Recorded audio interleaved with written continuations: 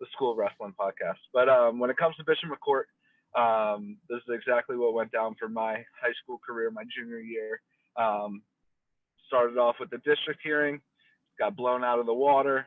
I thought that they came up with some extenuated, like over the top penalties for these kids, or canceling their postseasons for 3 years, charging middle school kids and this and that.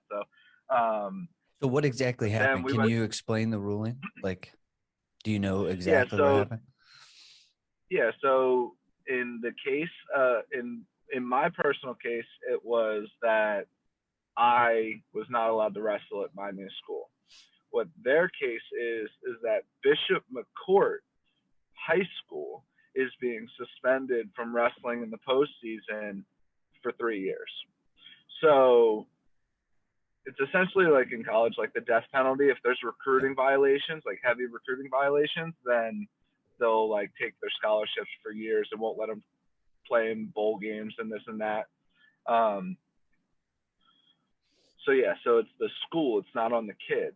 Then they go to the PIAA meeting, which I did too, and that meeting's an absolute joke. It's in Hershey, and you got like 5 or 6 old-time dudes that literally are like hanging on by a thread, and they have this meeting where, you present your case and they present their case, but they're not listening, period. Like, they have their mind made up way before the meeting happened. And I knew that going in for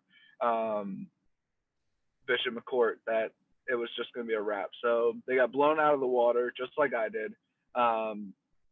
The PIAA actually increased the sanctions. So now, like the head coach, Bassett, he went from being suspended for 1 year to now he's suspended for 2 years. So can't coach wrestling in the PIAA for 2 years. Then the school sanctions stayed the same, no postseasons. Or that actually might be no postseason for 2 years too.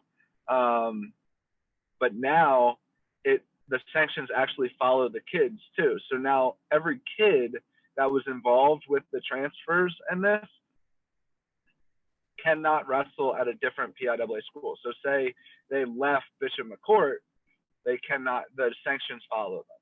So now they're literally being banned from wrestling with this organization. So similar thing happened to me. I went in there. Yeah, go ahead. What I was going to say is how old are these kids? So which one is like, a lot of them are in middle school. So it's going to go until there's a couple that are sophomores. Yeah, there's a couple that are sophomores that are never going to get to wrestle in the PIAA again. And then there are a couple of middle school kids who the sanctions just carry through into their high school careers. Okay, so half at least. I want to say there's like 5 or 6 total. Gotcha.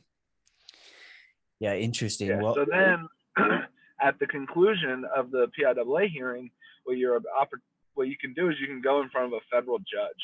You pretty much sue the PIAA for wrongful doing. And so we took it all the way there.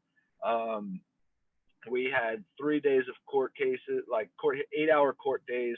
We were sending up, different people, with proof of evidence. My argument was, so my parents filed a legal